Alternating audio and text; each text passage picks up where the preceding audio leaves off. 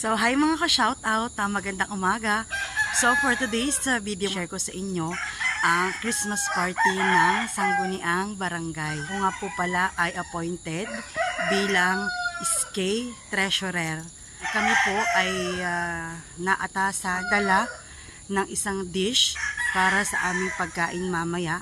So, napagkasunduan po ng samahan ng SK na ang aming lulutuin ay fried chicken.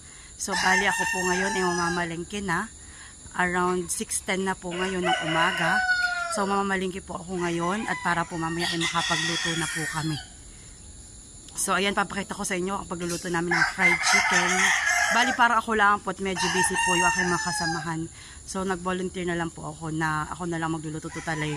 Alam ko naman po ang pagluluto ng fried chicken. So, tara po at samahan niyo po kami sa aming party at sa aking pagluluto at pagpiprepare ng fried chicken. Let's go!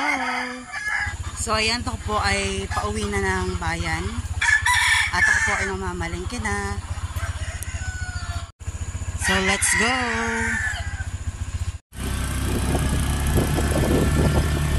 So, ayan. Medyo madilim-dilim pa po at ako'y masungit kayo ng panahon.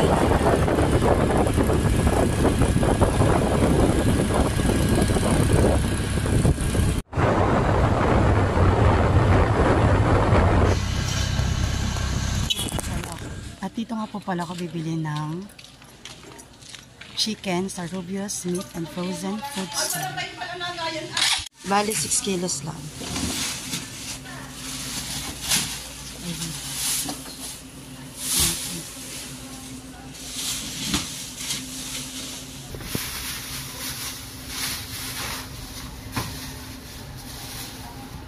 Yan, 5.20 lang pa? Oo, ate, okay na yun. Para sakto siguro yan. Na, ayun, sige, okay na ate yan.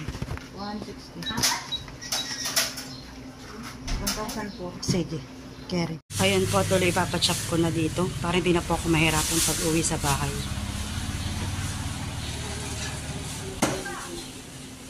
Yan, okay na yan, ganito.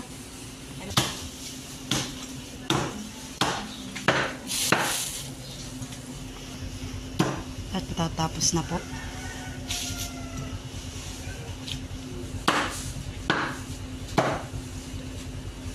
At ito na po yung nabili kong karning manok.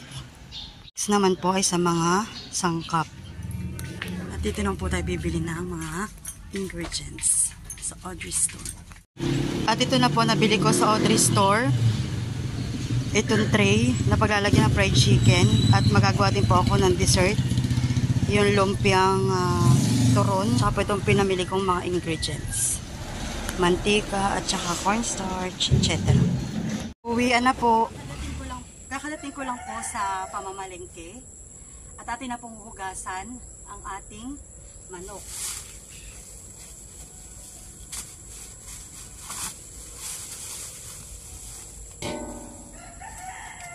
Ito po ay mahigit 6 na kilo.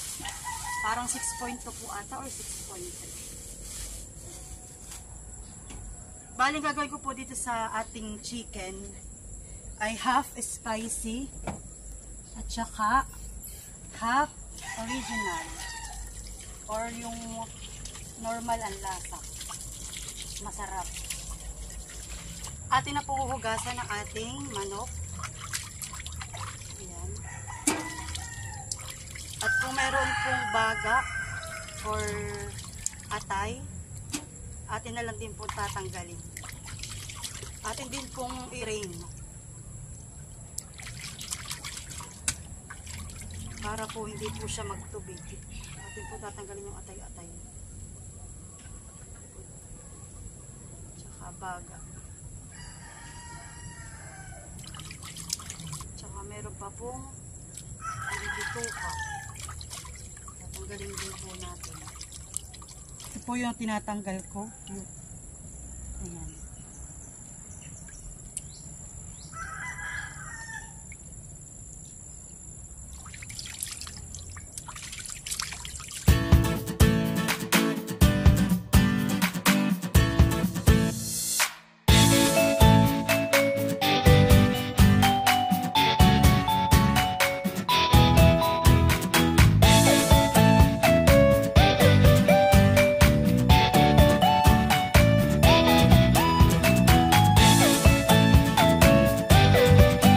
At ito po, ikalawang hugas na.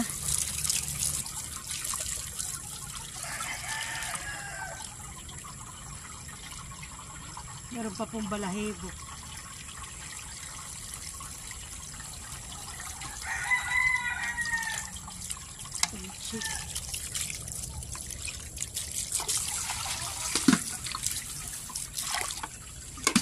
Akin po muna pinapatulo itong aking hinugasang chicken. At mamaya po ay akin ng imamarinate. Ayan. Bukod po sa chicken, ito pa po ang aking mga pinamili. Mantika, bawang, paminta, all-purpose breading mix, cornstarch, magic sarap, MSG, tapos asin. At para naman po dun sa aking gagawin na dessert, nagbili po ako dito ng lumpia wrapper, happy na peanut, tsaka po Dorin condensed milk, at tsaka po itong saging na saba na hinog. Yan. At habang ako po ay nagpapatulo ng manok, ako po ay mag-grate na ng bawang para sa ating pang-marinate. Atin na po tatanggalan ng balat itong ating bawang at saka po ating i-grate sa ating food processor.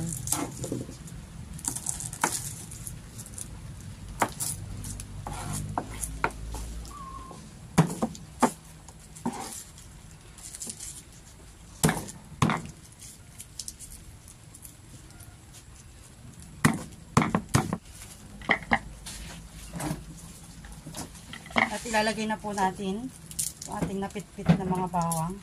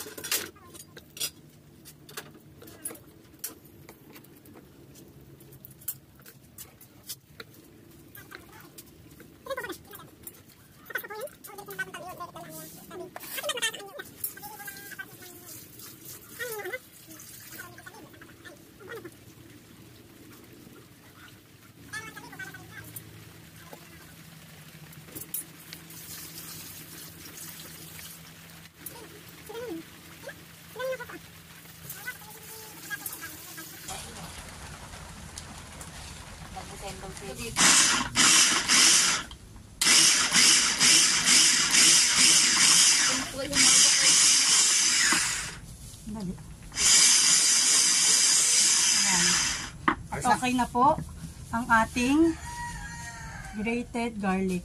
Ayan.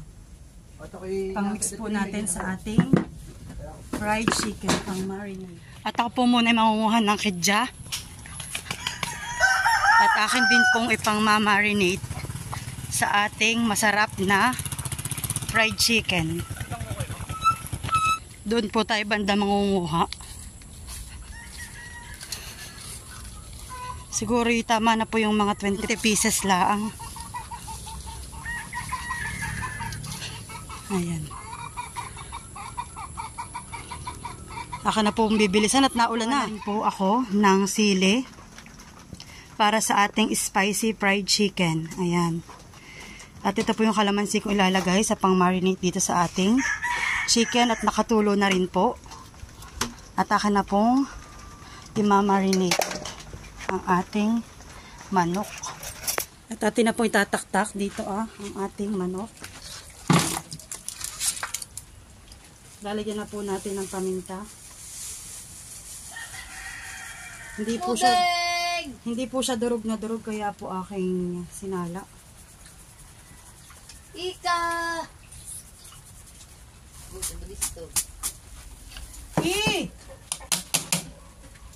Pagkalagay po natin ng paminta, lalagyan ko na rin po ng asin. Isang kamao po. Isang dakot. At lalagyan na rin po natin ng pampasarap, magic sarap.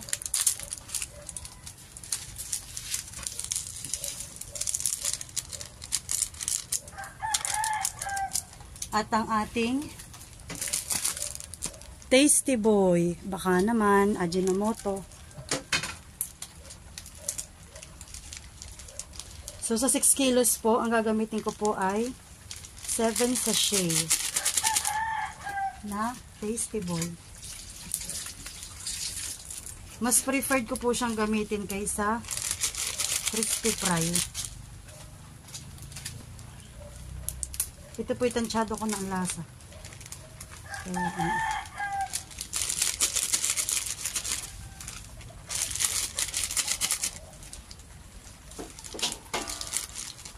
sabayan akis. Titig ang dako ng atang pagmasal.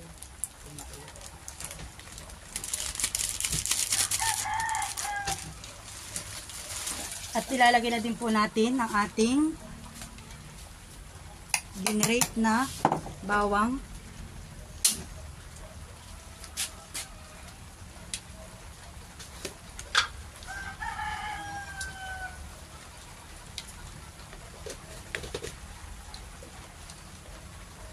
Huwag po kayo mag-alala at malinis po ang aking kamay. Ako'y naghugas. At yung baka may mga sensitive na mga manonood. Baka sabi, yo, kadiri, ba't kinakamay? Nagwantis. Di nagwantes. Baka gana-gana yun. Huwag po kayo mag-alala. 99.9% germs free. Tayo din po ay magpipigana na itong ating kalamansi. Lalagyan na po natin ng kalamansi.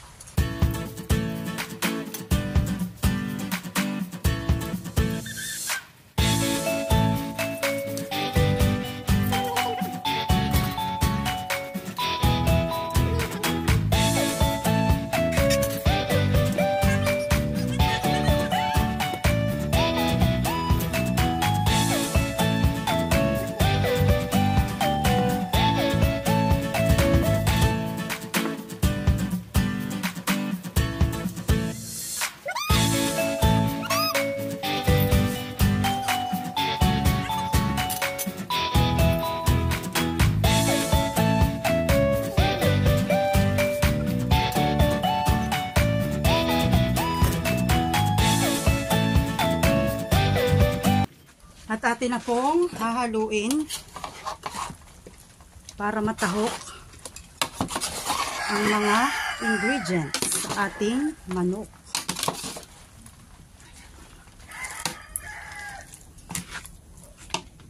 So, at ito na po yung original na aking ginawa. At ngayon naman po ay magmimix ako ng sili dun sa isang kalahati. Mag-grate naman tayo ng ating sili para sa ating spicy fried chicken.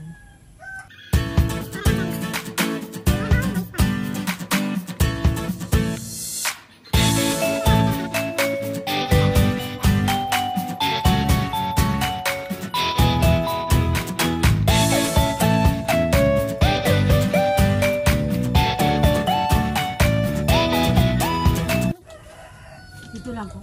Ano lang hawak ko? Lapitin mo ang data.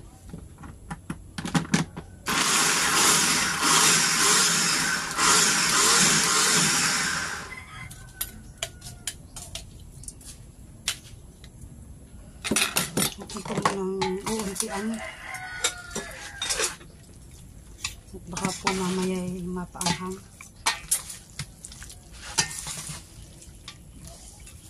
Hindi na po makain.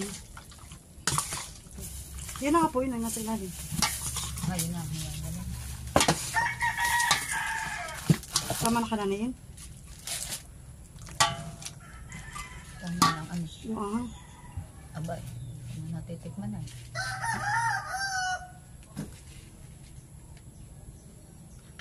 Ha? Nakagat na nga. Okay na. Eh, pag ano pa na ang dapat yung masasama sa luto yung sili. Ramdam na sa dila agad. Tama. At nagsaklang na ako ng kawali sa gasol.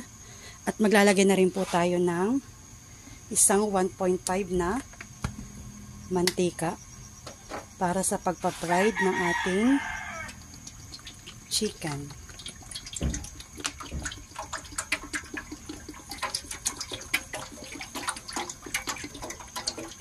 Para lubog na lubog ang ating manok.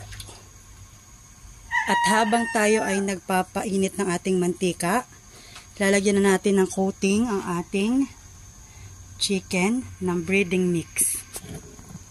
At ito na po yung original at saka spicy. Ayan. Magsimula na po tayo sa paglalagay ng ating breading mix.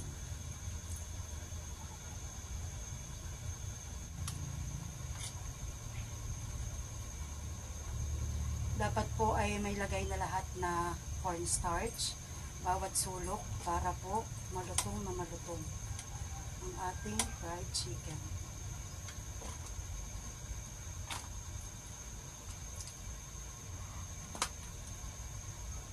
Dahil mainit na po ang ating mantika, magsasaklang na po tayo ng ating manok.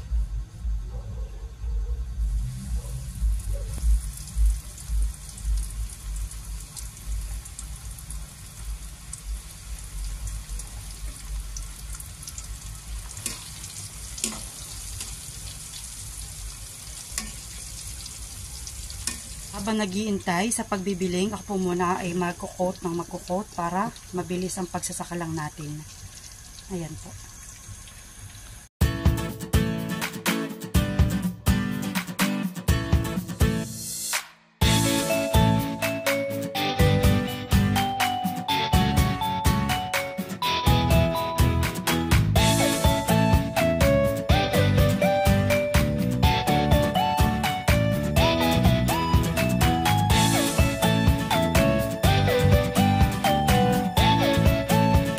Atin na pong bibilingin at mukhang nagba-brown na ang ating niluluto. Ayan.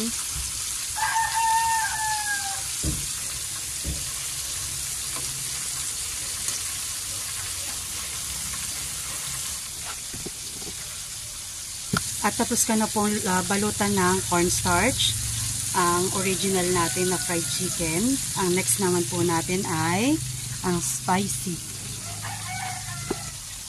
At pag po mamaya na maluluto na ang ating fried chicken, atin pong wiwisikan ng tubig para po ma-maintain ang kanyang crispiness. Ayan. Nag-golden brown na po ang ating pinipritong chicken. So atin na pong wiwisikan ito ng tubig. At pagkatapos po ay pwede na pong ahunin dahil luto na. Ayan. So ayan po.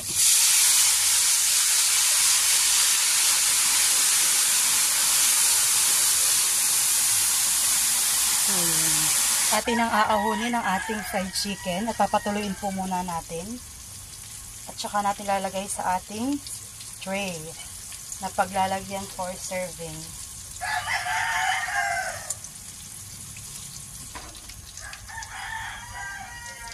So ayan, at luto na ang ating unang saklang. Wow! So yummy! Atin po muna papatuloyin dito sa may kaldero. Ayan. At pangalawang saklang na sa ating original.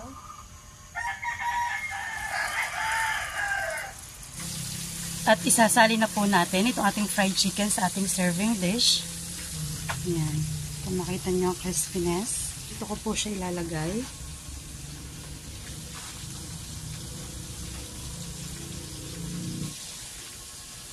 So, ayan.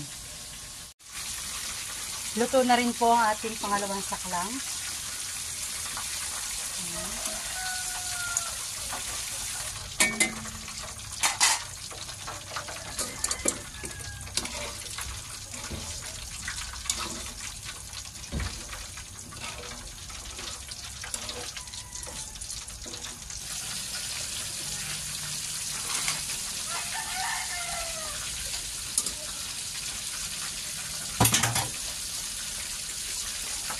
Maanghang naman po ngayon ang ating lalagyan ng cornstarch.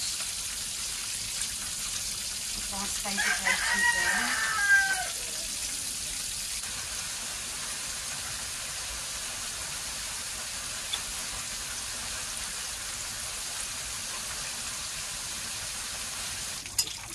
At magsasaka lang na po ako para sa spicy fried chicken.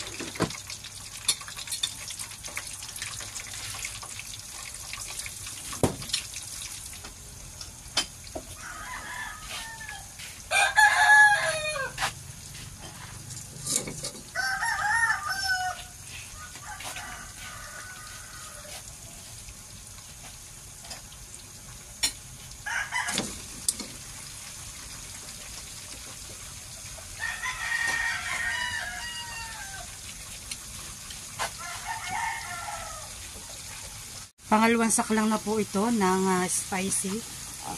At ito po yung last. Ayan. Malapit ng matapos. Finally. At yung turon naman.